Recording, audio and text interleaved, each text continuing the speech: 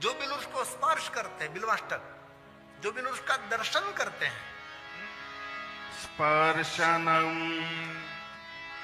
दर्शनम बिल्व वृक्षस्य, जो बिलुष का को दर्शन करे, बिलुष को स्पर्श करे, स्पर्शनम पाप नाशनम अघोर पाप संहारम एक बिल्व शिवार्पणम एक बिल्व शिवार्पणम। इसीलिए कथा सुनकर और कोई संकल्प करे न करे कोई बात नहीं, लेकिन कथा सुनकर हम सभी संकल्प करेंगे जितना हो सके इतना वृक्षों की हम रक्षा करेंगे। कोई वृक्ष को काटेंगे नहीं हम, क्योंकि वृक्ष ही हमारा जीवन है। तो धरती पर वृक्ष नहीं रहेंगे तो मानव जीवन भी नहीं रहेगा। आजकल कितने वृक्ष को काटे जाते हैं, बेरहम वृक्ष को तोड़े जाते हैं। हमारे राजकोट में सद्भावना एक ट्रस्ट है, ट्रस्ट ने करोड़ों करोड़ों वृक्ष लगाए। हमारे गुजरात का कोई रोड ऐसा नहीं मिलेगा जहां सद्भावना ट्रस्ट ने वृक्ष नहीं लगाया है। इतने वृक्ष लगाए हैं।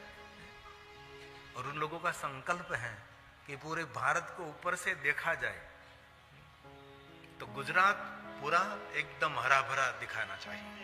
ये ट्रस्ट का संकल्प है। और आपके पास तो यहाँ कितना जंगल है। हम जब बाइकार आ रहे थे तो हमने देखा कितना जंगल, कितने वृक्ष है यहाँ। तो इसीलिए नए वृक्ष नहीं लगाए तो जो वृक्ष हैं उनकी हम रक्षा करें। वृक्ष जीवन भी देता है, वृक्ष हमारी रक्षा भी करते हैं। वृक्ष नहीं है तो कुछ भी नहीं। और शिव महापुराण ग्रंथ में ये भी कहा है जो दुर्गम स्थानों पर वृक्ष लगाता है उनकी आने वाली पीढ़ी और गई हुई दोनों को सुख मिलता है। ये वृक्ष की महिमा है। शिव महापुराण ग्रंथ में बहुत वृक्षों की महिमा है। इसलिए कथा सुनकर हम सभी निर्णय लेंगे, हमें बिलवृक्ष नहीं लगा सके तो जीवन में कोई भी एक वृक्ष लगाएगा। दुनिया लगाए ना लगाए, लेकिन इतने भाई बहन बड़ी संख्या में बैठे हैं, हम लोग एक एक वृक्ष लगाएंगे तो भी कितनी संख्या में वृक्ष लगा सकते हैं।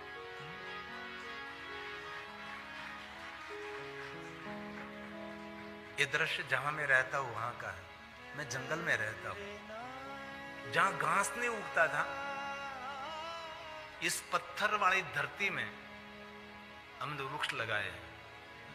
दूर दूर से मिट्टी लाकर इस पत्थर की धरती पर मिट्टी लगाई, हमने वृक्ष लगाए। निरंतर मेहनत की। इसलिए आप भी आपके आंगन में आगे पीछे जहां हो, वृक्ष हमारा जीवन है। इसलिए और दूसरी बात, आप सभी प्रचार, मेरे महेंद्रनाथ गिरी जी महाराज तो कर रहे हैं कि सभी नदियों का पवित्रकरण हो, लेकिन उसके साथ साथ इस वायु का भी पवित्रकरण होना चाहिए। जीवन जीने के लिए पहले शुद्ध हवा, दूसरा नंबर पानी, तीसरा नंबर अन्न। जो हवा जो शुद्ध नहीं रहेगी तो मनुष्य जीवित कैसे रहेगा? कल रात को हमने देखा कितने पटाखे फोड़ रहे थे, कितने पूरे रात 1-2 बजे तक निरंतर। हमने आज से 20 साल पहले ही एक कच्छ की धरा पर हमने कथा की थी। कोटड़ी में अफ्रीका के लोग थे, सभी कथाकार आयोजक थे। वहां एक युवक कथा श्रवण कर रहा था और कथा पूर्ण होने के बाद उसका विवाह था। तो 20 साल पहले 1.5 लाख रुपए का फटाका वो विवाह में फोड़ने के लिए लाया था। 20 साल पहले 1.5 लाख रुपया बहुत था। अब तो 20 साल में इतनी महंगाई बढ़ गई, 1.5 लाख रुपए का कुछ भी नहीं। इसी समय बहुत बड़ी रकम थी वो। तो मैंने कथा में बहुत सारे वृक्षों के महात्म्य बताए। हर कथा में कहता हूं वृक्ष वावो व्यसन छोड़ो, ये हमारा सूत्र है। वृक्ष वावो व्यसन को छोड़ो। तो मैंने वृक्षों पर पूरा स्फटिक प्रवचन दिया। तो युवक कथा सुन रहा था, 1,50,000 1.5 लाख का फटाका लाया था। कथा पूर्ण होते ही ये फटाका वापस दे दिया दुकान वाले को और 1.5 लाख रुपया वापस ले लिया। और गांव के पास में एक सुंदर जल संग्रह के लिए सरोवर बन रहा था, इसमें उसने दान कर दिया। तो जल हमारा जीवन है, जल नहीं रहेगी तो हम भी नहीं रहेंगे। ये तो आपके तो माता नर्मदा की कृपा, इसीलिए यहाँ जल के लिए। लेकिन आओ हमारे सौराष्ट्र में कहीं जल नहीं है, कच्छ में आओ कहीं दूर दूर तक धरती में भी जल नहीं है। इसलिए जल संग्रह का बहुत बड़ा आंदोलन चल रहा है। जल की शुद्धिकरण के साथ साथ ये हवा की शुद्धिकरण होना। जहां तहां कचरा जलाना, जहां जहां प्लास्टिक जलाना, ये हवा को दूषित कर रहे हैं। शुद्ध हवा मनुष्य को नहीं मिलेगी तो कुछ भी नहीं मिलेगा। इसलिए पर्यावरण की रक्षा करें। पर्यावरण जीवन बचाइए, पर्यावरण बचाइए, जग को दो संदेश, वृक्ष लगाए आप जो सुखमय होगा देश, वृक्ष लगाए आप जो सुखमय होगा देश। चलो प्रदूषण हम मिटाए, प्रजा संग सहकार, वृक्ष रोपण हम करें, स्वच्छ धरा अभियान, स्वच्छ धरा अभियान।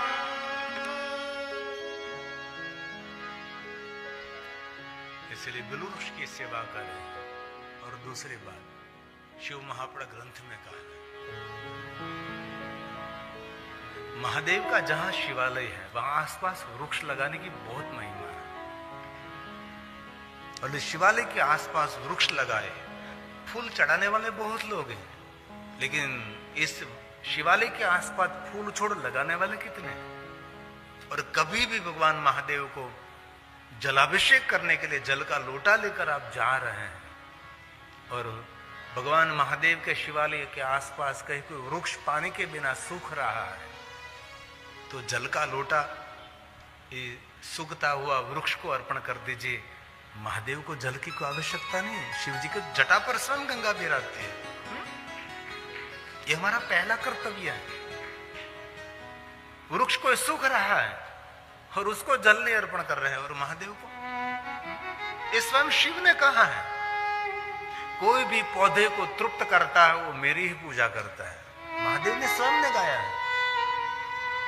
और कभी जल लेकर महादेव को जलाभिषेक करने के लिए जा रहे हैं और कोई पुण्यवान, कोई भाग्यवान, कोई सज्जन के आंगन में कोई पक्षी को पानी पीने के लिए कुंडा लटक रहा है, इसमें पानी नहीं है, तो महादेव को जलाभिषेक करने का जल है, ये पक्षी को पानी पिलाने के लिए इस कुंडे में जल को अर्पण कर दीजिए। ये शिव पूजा है। और स्वयं शिव ने कहा, कोई भी जीव को तृप्त करो, वही मेरा अर्चन है, वही मेरी पूजा है। और महादेव का आराधन करते करते, महादेव की पूजा अर्चन करते करते करते हमारी विचारधारा बदलनी चाहिए, हमारा व्यवहार बदलना चाहिए, हमारा वर्तन बदलना चाहिए। बहुत लोग जीवन पर्यंत भगवान की आराधना करते रहते, मुख में तंबाकू भरी है, क्या अर्थ होगा? नहीं खाने जैसा खा रहा है, नहीं पीने जैसा पी रहा है, उसका कोई अर्थ नहीं होगा। जीवन में कुछ बदलाव होना चाहिए। कुछ बदलने से जीवन में बहुत कुछ बदल जाता है। एक राजा ने सबकी मानसिकता को देखने के लिए मार्ग में बहुत बड़ा पत्थर रख दिया, तो सभी लोग इस मार्ग पर जा रहे थे और सभी लोग राजा के लिए बहुत सारी बातें बोलकर चले, कैसा राजा है, मार्ग में पत्थर रख दिया, मार्ग में पत्थर रख दिया, बस परिवर्तन कुछ नहीं, दूसरों के लिए बोलते रहते हैं। लोग निकल गए, बहुत लोग निकल गए, बहुत लोग निकल गए। दूर से एक राजा देख रहा था, ज्यादातर लोग ऐसे ही रहे, राजा को उलट सुलट बातें कहते रहे और निकल गए। इस मार्ग में ही पत्थर रख दिया, चलने में कितनी अड़चन हो रही है। इनमें एक कोई किसान था, निकला, पत्थर देखा, सभी लोग बोल बोल कर जा रहे थे, राजा के लिए उलट सुलट बातें करके जा रहे थे। लेकिन इस किसान ने निर्णय ले लिया, मुझे बोलने की कोई आवश्यकता नहीं है, इस पत्थर को मुझे यहां से हटाना चाहिए। और किसान ने इतना पुरुषार्थ किया, इतना पुरुषार्थ किया, इतना पुरुषार्थ किया, और इस मार्ग में जो सबको अड़चन रूप पत्थर था, इस किसान ने पत्थर को हटा दिया। और पत्थर को हटाया, उसके नीचे से सुवर्ण से भरी हुई एक थैली किसान को मिल गई। सुवर्ण मोहरों से भरी हुई एक थैली किसान को मिल गई। तब राजा ने कहा, किसान, बोलने वाले बहुत लोग हैं, लेकिन जीवन में कुछ परिवर्तन करने वाले कम लोग हैं। जो जीवन में कोई परिवर्तन करेगा, उसके जीवन में कुछ न कुछ मिलेगा। जहां तक पूजा अर्चन दर्शन करते रहेंगे और परिवर्तन नहीं करेंगे, वहां तक कुछ होने ना वाला नहीं है। अरे भगवान शिव जी तो ऐसे एक देवता है, अकारण करुणा करने वाला है, करुणा अवतार है, करुणेश्वर है। थोड़ी सी पूजा करने से जल्दी प्रसन्न होने वाला ऑर्डर दानी है। और महादेव के आगे मांगना नहीं पड़ता, मांगे और देते उसको देव कहते हैं। जो कुछ मांगते नहीं है तो भी देता रहता है, उसको महादेव कहा है। हमारी योग्यता के अनुसार देते हैं, उसको देव कहते हैं। हमारी योग्यता नहीं है तो भी सब कुछ देता रहता है, उसको महादेव कहते हैं। अकारण करुणा करने वाला ये शिव है, ये महादेव।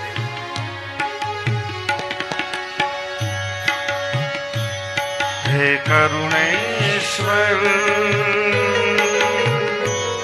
हे करुणाकर,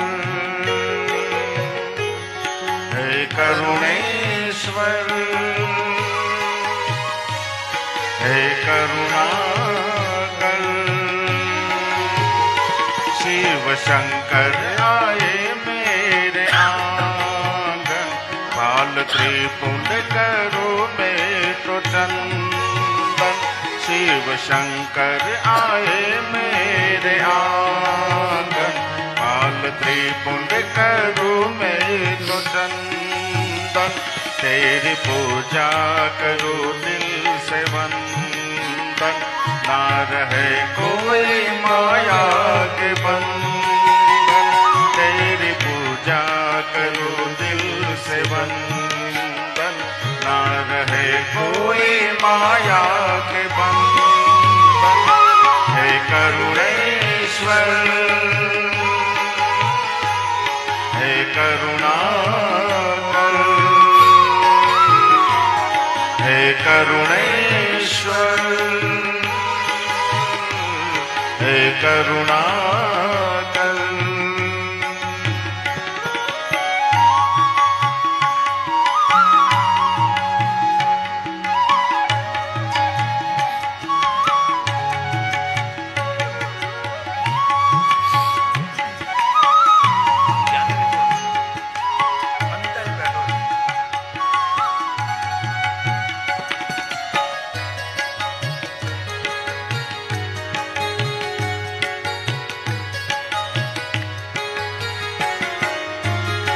शिव खुशियों से पुष्प चढ़ाऊं, मेरे आंगन में रंगो पुराऊं।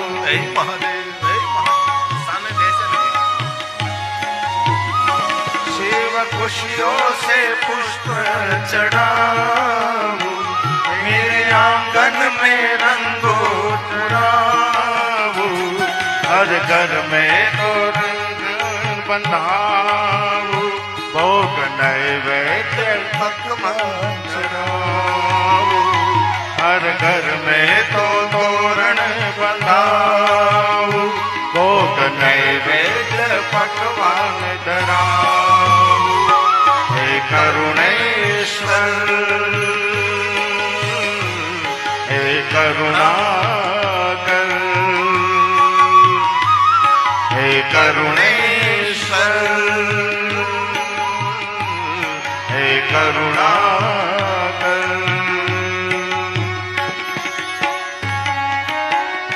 हे महादेव, हे महादेव, हे महादेव।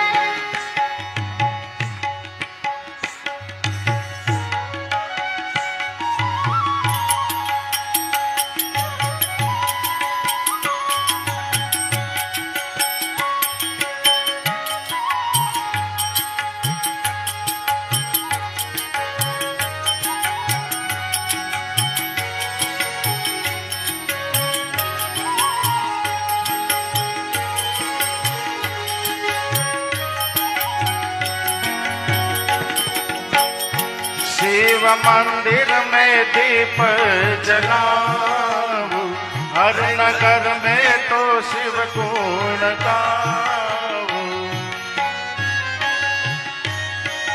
हे महादेव, हे महादेव। शिव मंदिर में दीप जलाऊं, हर नगर में तो शिव गुण गाऊं।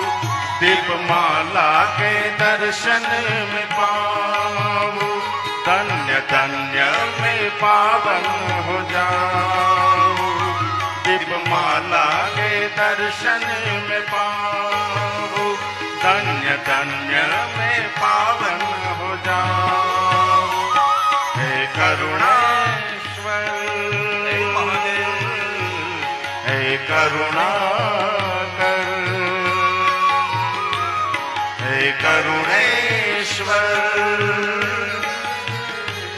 हे करुणा कर।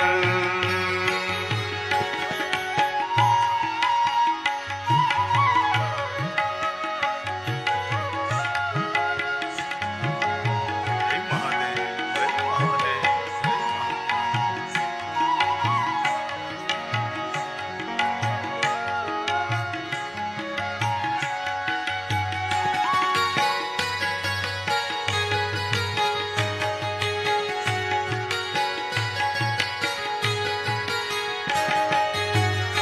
भस्म रुद्राक्ष अंग पर सजाऊं, महादेव का मैं नारा लगाऊं।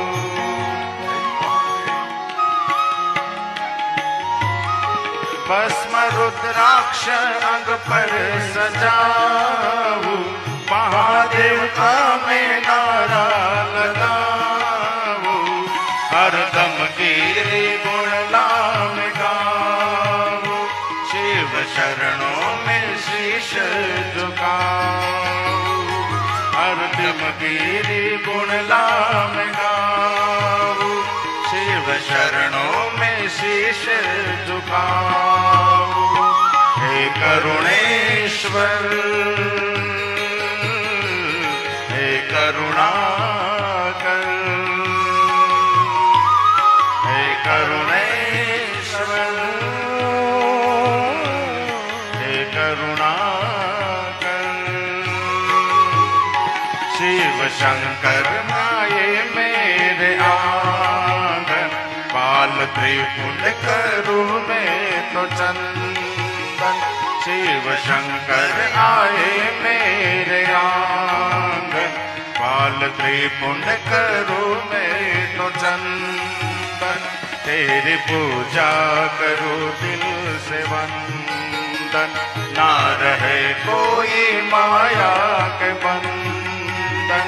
तेरी पूजा करूं दिल से वंदन, ना रहे कोई माया के बंधन। हे करुणेश्वर, हे करुणा कर। हे करुणेश्वर, हे करुणा कर। हे करुणेश्वर, हे करुणा कर। बिल्वपत्र महादेव को चढ़ाने की महिमा है, उससे ज्यादा महिमा इस वृक्ष की सेवा करने की महिमा है। बिल्वपत्र चढ़ाने की महिमा, उससे ज्यादा वृक्ष लगाने की महिमा है। इसीलिए कभी परिक्रमा करे, वे प्रणाम करे, स्पर्श करे, नीचे दीप प्रज्वलित करे। रोज बिल्व वृक्ष को जल अर्पण करने से पितृ तृप्त रहते हैं और महादेव का अभिषेक करने का फल भगवान बिल्व पत्र को जल अर्पण करने से मिलता है। इसलिए जितनी महिमा तुलसी पत्र की है, तुलसी वृक्ष की है, उसके समान बिल्व वृक्ष की भी महिमा है। इसीलिए आपके आसपास कहीं भी जगह है तो जरूर ये वृक्ष लगाइए। और बहुमाड़ी भवन में रहते हैं तो गमले में लगाओ, थोड़ा बड़ा होने के बाद अन्य कोई जंगल में आप लगा सकते हैं। लेकिन बिल्व वृक्ष ये प्राण भी देता है और जीवन भी देता है, वातावरण को पवित्र भी करता है, वातावरण को सुगंधित भी करता है ये बिल्व वृक्ष। उसका मूल भी औषधि है, उसका काष्ठ भी औषधि है, उसके छिलके भी औषधि है, हर पर्ण उसका औषधि है, उसका फल जिनको श्रीफल कहते हैं, बिल्व फल से उसको परिचित है, उसके बीज भी, ये फल भी। और बिल्व पत्र कभी खाना नहीं चाहिए। जो बिल्व पत्र खाना चाहते तो कोई बहुत बड़ा पढ़ा लिखा वैद्य है उसको पूछकर खाए। कई लोग बिल्व पत्र खाते हैं, नहीं, मुख का स्वाद चला जाएगा। किसको क्या खाना चाहिए। और एक बात मैं दिल से कहता हूं, जैसे आपके परिवार पर एक सद्गुरु हैं, वैसे आपके परिवार में एक बहुत पढ़ा लिखा वैद्य भी होना चाहिए। राजा महाराजा साथ में वैद्य रखते थे। ऋतु बदलती तो भोजन बदलता है, प्रांत बदलता है तो भोजन बदलता है, आबोहवा बदलती है। हम गर्मी की धरती पर रहते हैं तो हमारा भोजन अलग है, और पहाड़ पर कभी जाओ तो वहां भोजन अलग है। लेकिन हमारे पर सद्गुरु हैं, लेकिन वैद्य नहीं है। इसलिए आपके परिवार पर एक आपका वैद्य होना चाहिए, जो पढ़ा लिखा हो, अनुभवी हो। ऋतु बदली पूछ लीजिए कि ऋतु बदल रही थी, भोजन में क्या संयम रखना चाहिए। वैद्य कहेगा ये ऋतु बदल रही थी, इसी भोजन में थोड़ा सा रूपांतर करें, अलग करें। और कुछ भी, और YouTube में सुनकर कभी नहीं खाना आपको, सोशल मीडिया में कुछ सुनकर ऐसे अनुसरण नहीं करना है। आपकी तासीर, आपकी प्रकृति को देखकर वैद्य आपको बोलता है। लेकिन आजकल क्या है, लोग सुन लेते हैं YouTube में, सोशल मीडिया, ऐसा नहीं होता। और कहीं वक्ता भी बोलते रहते हैं, नहीं नहीं, कभी नहीं। और तुलसी पत्र पानी में भिगोकर तुलसी वाला पानी पीना चाहिए। सीधा तुलसी पत्र तो जो वैद्य के तो ही खा सकते हैं, क्योंकि तुलसी पत्र में पारा का प्रमाण रहता है, तो दांत के लिए बहुत खतरनाक हो जाता है। इसलिए ये वैद्य लोग कहते हैं कि आप खा सकते तो ही खाए। बाकी पानी में ये तुलसी पत्र लगाकर हम जाते राम जी मंदिर, कृष्ण मंदिर में, तो पानी में तुलसी लेकर ये तुलसी वाला जल देते हैं, और तुलसी वाला जल हम पीते हैं। बहुत लोगों ने कोरोना काल में बिल्व पत्र खाया तो मुख का स्वाद अभी भी नहीं आया।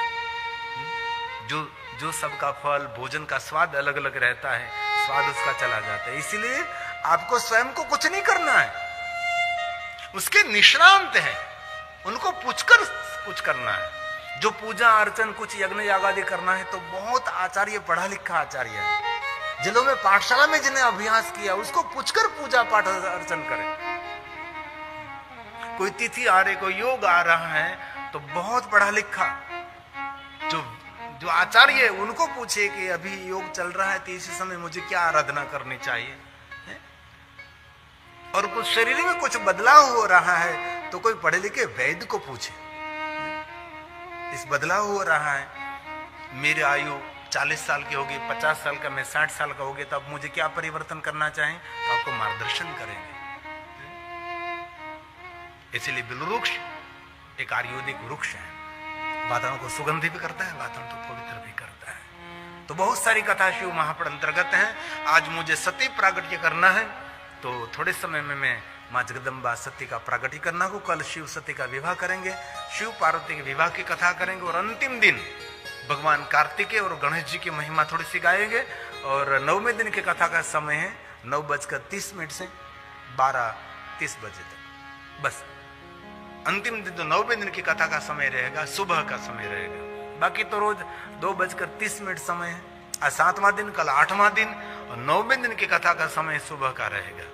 9:30 बजे हम कथा का प्रारंभ करेंगे और 12:30 पर कथा को विराम कर देंगे। और जो हमारी कथा का 9वां दिन आ रहा है, लगभग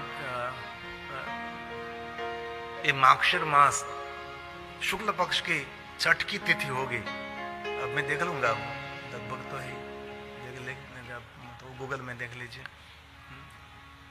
तो माक्षर मास शुक्ल पक्ष छठ की तिथि, ये भगवान कार्तिकेय का प्रागट्य का दिन है। भगवान कार्तिकेय, इस दिन भगवान कार्तिकेय की पूजा करनी चाहिए। आज तीज तो एक दिन के बाद आएगी। कितनी? 26 नवंबर के दिन माक्षर मास शुक्ल पक्ष छठ की तिथि है। 26 तारीख को, इसलिए कथा मत नहीं आएगी तो ना, तो कोई बात नहीं। अंतिम दिन भगवान कार्तिक को तो प्रणाम तो कर लेंगे। षडानंद, स्कंद, मुर्गट भगवान महादेव के बड़े पुत्र हैं। कार्तिक स्वामी जो महादेव के सामने भगवान कार्तिकेय को याद करता है, उनको कोई क्षेत्र में कभी पराजय नहीं मिलेगा। जब से देवताओं के सेनापति कार्तिक भगवान बने हैं, तब से देवताओं का कभी पराजय नहीं हुआ। ये भगवान कार्तिकेय है। योगीश्वरो छठ की तिथि कार्तिकेय अग्निनंदन स्कंद कुमार सेनानी स्वामी शंकर संभव स्वामी शंकर संभव। नाम शंभु कुमारा नमो नमः। भगवान कार्तिकेय भोग अंतर्याला नमो सेनापति नमः। नागबंध मयूरा नमो नमः। ज्ञान पंडित स्वामी नमो नमः। ओम तत्पुरुषाय विद्महे महासेनाय धीमहि तन्नो स्कंद प्रचोदयात् तन्नो स्कंद प्रचोदयात्।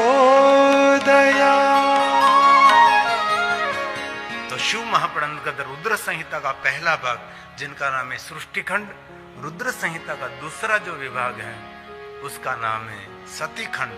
तो दक्षपुत्र सती के नाम से है। तो कभी अवसर मिले तो सती खंड का पारण भी कर सकते हैं। और बहनों के लिए खास, जिन बहन बेटियों की मगनी नहीं हुई उसको इस खंड का पाठ करें। जिनका विवाह होना है उसको पार्वती खंड का पाठ करें। पूरा शिव महापुराण नहीं पढ़ सकते तो थोड़ा शिव महापुराण ग्रंथ का ये थोड़ा सा पाठ है, सती खंड। तो सती प्रागट्य की कथा बहुत कम समय में मैं कहने का प्रयास करूंगा। एक समय ब्रह्मा स्वयं पुत्र दक्ष के पास गए।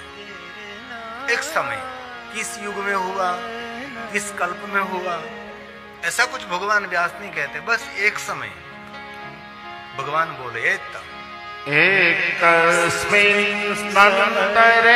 देव मुने लोक पितामह। लोक पितामह ब्रह्मा जी पुत्र दक्ष के पास गए। तत्र गमहं प्रीत्या ज्ञात्वा चरितं द्रुतं ज्ञात्वा चरितं द्रुतं।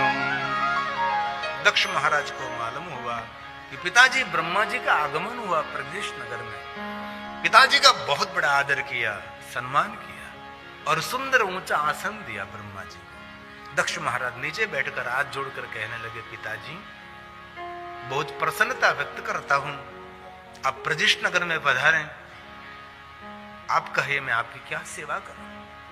तब ब्रह्मा जी ने लंबी श्वास ली और लंबी श्वास छोड़ी, और ब्रह्मा जी के चेहरे पर थोड़ी सी निराशा व्यापी थी, उदासीनता थी। दक्ष महाराज ने कहा, पिताजी आपके चेहरे पर थोड़ी उदासीनता है, नाराजगी है, आप मुझे कहिए।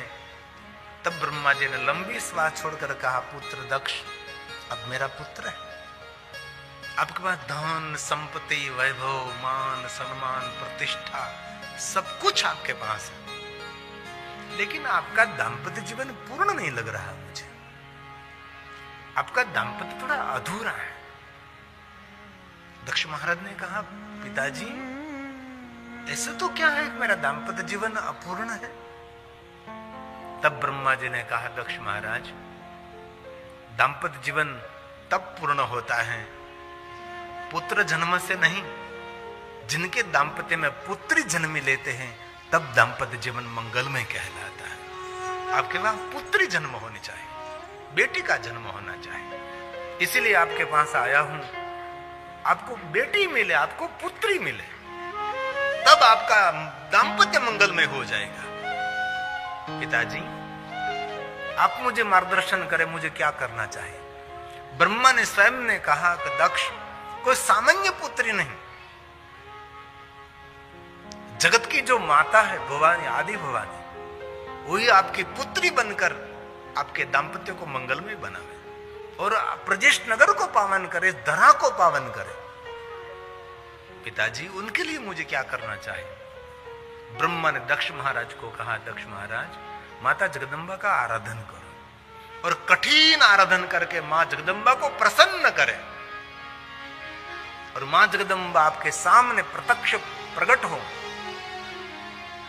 तब आपको हाथ जोड़कर विनंती करने है कि मां प्रजेश नगर को पावन करे, धरा को धन्य करे, मेरी पुत्री बनकर अद्भुत लीला करे। मां देखना दक्ष जगत की माता है, किसकी पुत्री बनी नहीं और किसी की पुत्री बनने वाले भी नहीं है, लेकिन देवी देवता अपने तप से अधीन है, इसीलिए आप तपस्या करो। ब्रह्मा जी ने दक्ष महाराज को कहा, ब्रह्मा जी ब्रह्मलोक में गए और दक्ष महाराज ने वीरणी को कहा, वीरणी मैं घनघोर जंगल में जाकर मां भवानी का आराधन करूंगा।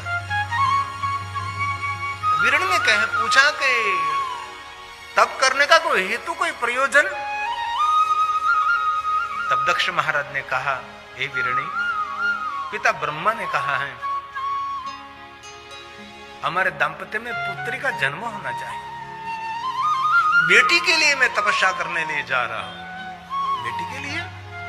तब वीरणी ने बहुत प्रसन्नता व्यक्त की, दक्ष महाराज सच कहूं बहुत समय से मेरे मन में ये बात बन रही थी कि मुझे पुत्री मिले, मुझे पुत्री मिले, मुझे बेटी मिले, और मेरे मुंह से निकली हुई बात आपके मन से निकल गई। बहुत हृदय से मैं आदर करता हूं आपका।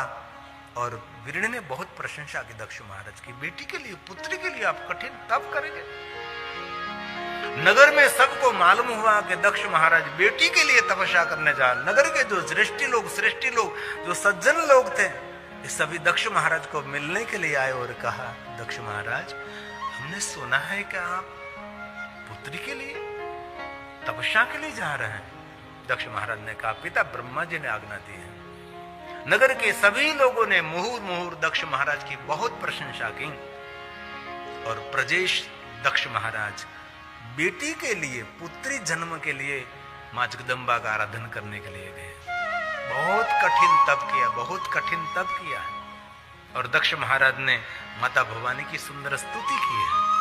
हे महेश्वरी मैं नमस्कार करता हूं, हे मां भवानी, हे शांकरी, जितने महादेव के नाम हैं इतने ही नाम महादेवी के हैं। शिव है तो शिवानी है, महादेव है तो महादेवी है, काल है तो काली है, महाकाल है तो महाकाली है, महेश तो महेश्वरी है, शंकर तो शंकरी है, सनातन तो सनातनी है। जितने देव है इतनी ही देवी है। इसीलिए दक्ष महाराज ने माता भवानी का बहुत बड़ा आराधन किया। बहुत बड़ी लंबी सुंदर स्तुति है, महेशानी महेशानी नमस्तुभ्यं जगदम्बे सनातनी। कृपां कुरु महादेवी सत्ये सत्य स्वरूपिणी सत्ये सत्य स्वरूपिणी। कठिन तप के प्रभाव से मां जगदम्बा दक्ष के सामने माता प्रकट हुई और मां भवानी ने कहा, दक्ष महाराज मेरे पास से कुछ वरदान मांगो। तब दक्ष ने कहा, प्रसिद्ध भगवती हे मां, आप जो मेरे पर प्रसन्न हैं, हे शिव रूपिणी, मुझे वरदान दीजिए। प्रसिद्ध प्रसिद्ध भगवत्याद्ये प्रसिद्ध शिव रूपिणी प्रसिद्ध भक्त वरदे जगन्माये नमोस्तुते जगन्माये नमोस्तुते। दक्ष महाराज ने कहा, मां मुझे नहीं कहना चाहिए, मैं जानता हूं मां कि आप जगत की मां हैं, लेकिन मां आप धरा को धन्य करने के लिए, प्रजेश नगर को पावन करने के लिए मां आप प्रजेश नगर में मेरी पुत्री बनकर आप प्रकट हो। माता भवानी ने कहा, दक्ष महाराज मैं पहले कभी किसी की पुत्री बनी नहीं हूं, लेकिन हम देवी देवता तप से अधीन हो जाते हैं। सुनो दक्ष महाराज, मैं आपकी पुत्री बनकर आपके नगर में प्रकट रहूंगी, लेकिन याद रखना आपकी दृष्टि में मैं जगत की मां हूं और पूरी दुनिया के दृष्टि में मैं आपकी पुत्री हूं। आप जब सरल रहेंगे, नम्र विनम्र रहोगे और सबका आदर करते रहोगे, वहां तक मैं सुंदर लीला करती रहूंगी। जब आप अभिमानी बनकर दूसरों का अनादर और आपका विवेक, आपका शिष्टाचार सब भूल जाओगे और आप में अभिमान का साम्राज्य जब स्थापित हो जाएगा, उसी समय में मेरी लीला को पूर्ण करूंगी। जहां तक सरल रहोगे, नम्र विनम्र रहोगे, सबके प्रति आदर और भाव आपका रहेगा, वहां तक मैं धरती पर सुंदर सुंदर लीला करती रहूंगी, जीव मात्र का मंगल और कल्याण करती रहूंगी। अभिमानी बनकर दूसरों का अनादर करने लगोगे, तब इसी समय में मेरी लीला को पूर्ण कर दूंगी। हुआ भी ऐसा। दक्ष महाराज भूल गए और दूसरों का तो अनादर करने लगे, स्वयं शिव जी का भी अनादर कर दिया, महादेव का अनादर किया और बहुत बड़ा यज्ञ किया और यज्ञ निमित्त सती ने अपने देह का त्याग किया था। इसीलिए हमारे पास हमारा सामर्थ्य कहां तक रहता है? जहां तक हमारी सरलता रहती है, हमारी नम्रता रहती है, हमारी विनम्रता रहती है, हम अहंकार मुक्त रहते हैं, एकदम नम्र विनम्र, सबका आदर और सबका सम्मान करते रहते हैं, वहां तक हमारे पास जो हमारा सामर्थ्य, हमारी शक्ति है, हमारे पास सुरक्षित रहेगी। जब हमारा बदलाव हो जाएगा, तब सामर्थ्य और हमारी शक्ति सब कुछ चला जाता है। दक्ष, अवसर आने पर आपकी मैं पुत्री बनूंगी। मां भवानी ने वरदान दिया दक्ष महाराज को। मां देवी लोक में गई, दक्ष महाराज अपना तप पूर्ण करके प्रजेश नगर में आए। नगरवासियों ने बहुत बड़ा आदर किया, बहुत बड़ा सम्मान किया और वीरणी को कहा, दक्ष महाराज ने, वीरणी मां भवानी हमारी पुत्री बनेगी, हमारे दाम्पत्य जीवन तो दिव्य होगा, लेकिन धरा का कितना मंगल होगा, पुत्री जन्मेगी। और सभी नगर वालियों को पता लगा कि वीरणी के द्वारा स्वयं जगदम्बा जन्म लेगी, दक्ष महाराज के आंगन में पुत्री रूप में मां प्रकट होगी। और एक बात याद रखना, हमारे शास्त्रों में सिर्फ पुत्रों की महिमा नहीं है, पुत्रों के समान पुत्र की भी महिमा है, लेकिन पता नहीं कथाओं के द्वारा पुत्रों की महिमा बहुत गाई होगी। पुत्र जन्मे तो पू नाम के नरक में से तारते हैं। ऐसी बहुत सारी बातें, जितनी महिमा पुत्र की गाई, इतनी महिमा पुत्रियों की नहीं गाई होगी, बेटियों की नहीं गाई होगी। इसलिए भ्रूण हत्या हुई, दूध पीती करी और दहेज की प्रथा चली। दहेज के खपर में बहुत सारी बहनों ने अपने जीवन को खत्म करा। और बेटी जन्म लेती थी तो दूध पिला देते थे, बेटी को मार देते थे। टेक्नोलॉजी का संशोधन हुआ, पता लगे कि मां के पेट में बेटी का गर्भ है, तो भ्रूण हत्या करने लगे और इस देश के लिए कलंक है। बेटी बचाओ का आंदोलन कराना पड़े। ये तो समाज में पता लगा करे बेटियों की संख्या कम हो रही है, बेटों की संख्या ज्यादा हो रही है।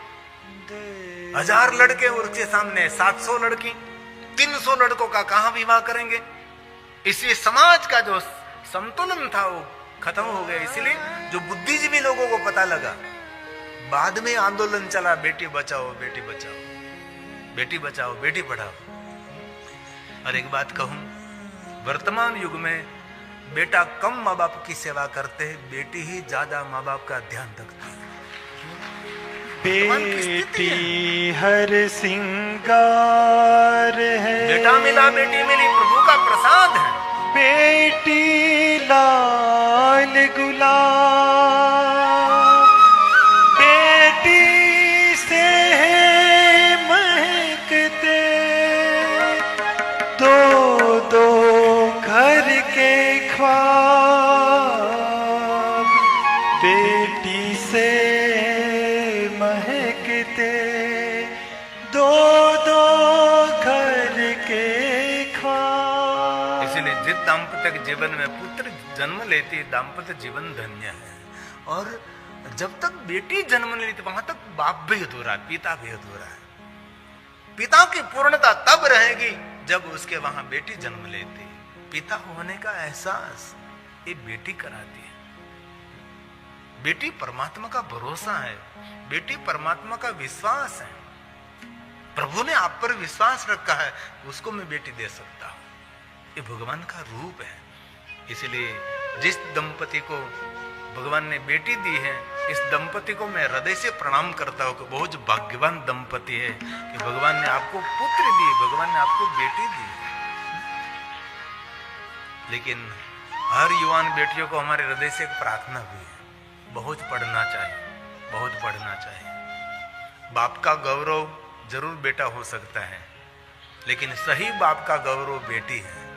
किसी पिता का बेटा डॉक्टर है, ऑफिसर है, प्रोफेसर है, तो बाप के लिए गौरव नहीं है। बहुत सारे बाप का बेटा डॉक्टर है, ऑफिसर है, प्रोफेसर है, लेकिन जिस बाप की बेटी डॉक्टर है, ऑफिसर है, प्रोफेसर है, तो समाज के बीच खड़ा होकर कहता है कि मेरी बेटी डॉक्टर है, मेरी बेटी ऑफिसर है, मेरी बेटी प्रोफेसर है। पिता की गौरव की बात है। पुत्र कितना ही महान बने, बाप का इतना गौरव नहीं जो बेटी बाप का गौरव बढ़ा सकती है। इसीलिए मेरी युवान बहन बेटियों को मैं हृदय से प्रार्थना है, बहुत पढ़ना चाहिए, बहुत पढ़ना चाहिए। आपके पिता का भी गौरव बढ़े, आपके कुल का भी गौरव, आपके समाज का भी गौरव, और इतना पढ़ाई कर इतने ऊंचाई पर पहुंचो कि पूरे गांव का गौरव बने, अरे पूरे राज्य का गौरव बने, अरे मेरे देश का गौरव बने। और युवान बेटियों को हमारे हृदय से एक प्रार्थना है, पढ़ो लिखो, पैरों पर खड़े हो जाओ, बड़ी ऑफिसर बनो, बड़ी बिजनेसमैन बनो, लेकिन एक हृदय की हमारी प्रार्थना है, विवाह करो तो अपने समाज में विवाह करना, हृदय से हमारी प्रार्थना। क्योंकि आजकल बहुत सारे चारों तरफ से षड्यंत्र चल रहा है। आपके समाज में आपकी सुरक्षा है। बहुत सारी बहन बेटियों को हमने देखा है, आंसू पोंछने वाले कोई नहीं है। इसलिए लक्ष्मण रेखा जो है उसके अंदर रहना चाहिए, उसे बाहर नहीं जाना है। इसलिए हमारी एक प्रार्थना है, अपने समाज में आपकी सुरक्षा है, इनमें ही आपकी सुरक्षा है, और जगह पर आपकी कोई सुरक्षा नहीं है।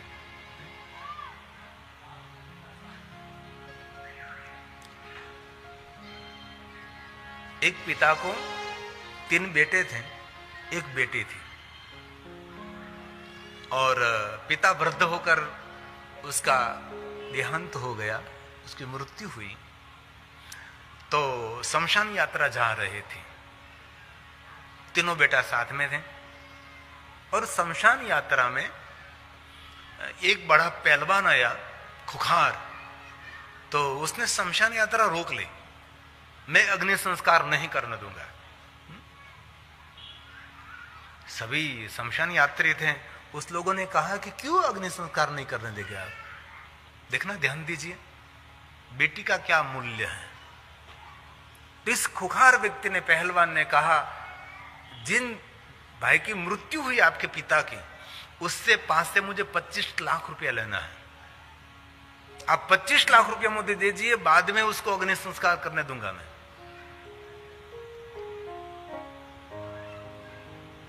और बड़े भाई ने कहा कि हम बाद में दे देंगे, मेरे पास तो अभी कुछ है ही नहीं।